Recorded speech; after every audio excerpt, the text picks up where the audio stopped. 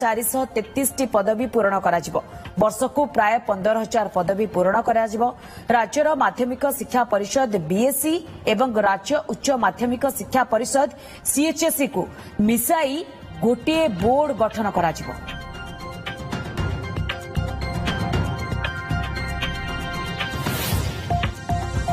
राज्यर शिक्षा व्यवस्था रे बड़ धरणर नवकलेवर प्राथमिक शिक्षा को राज्य सरकार बूस्टर डोज नियमित हेब। स्कीमाटिक प्राथमिक शिक्षक आसंता 3 वर्ष रे नियुक्त हेबे 45,000 शिक्षक।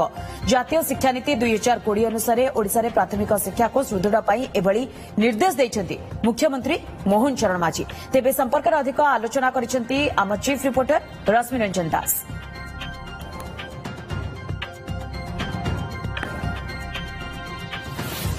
मुख्यमंत्री अध्यक्षतार गतकाली एक जुगान्तकारी पदक्षेप नि प्राथमिक शिक्षा क्षेत्र में एवं एनईपी लागू होगा पर राज्य में प्राथमिक शिक्षा को बूस्टर डोज मिली कहुई। तेज ये जो बूस्टर डोज मिली कौन एवं यह द्वारा कौन कौन लाभ हम राज्य में आप देखिए जमीक प्राथमिक शिक्षक नियुक्ति हो स्कीमाटिक टीचर मान को नियमित करवा हो सहित एनसीईआरटी ढांचारे एससीईआरटी पुस्तक प्रेरण करा सहित अनेक किसी जुगान्तकारी पदक्षेप नि संपर्क अधिक आलोचना करवा मो सहित मंत्री अच्छा श्रीयुक्त नित्यानंद गंड।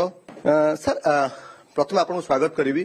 गत काली आपण जो पदक्षेप नि अध्यक्षतार एक जुगान्तकारी पदक्षेप मुख्यतः सर आम जहाँ देखलु टीचर नियुक्ति गोटे बड़ चैलेंजेस थाए आपंग ये क्षेत्र में प्रत्येक वर्ष 15,000 पाखापाखि टीचर नियुक्ति करा कौन कौन सा निष्पत्ति मोटामोटी भाव में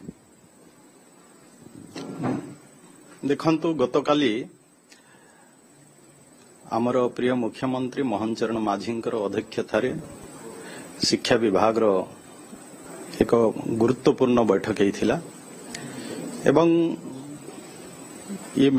ये बैठक रे विशेष करी जातीय शिक्षा नीति को आधार करी जहाँ जहाँ आवश्यकता रही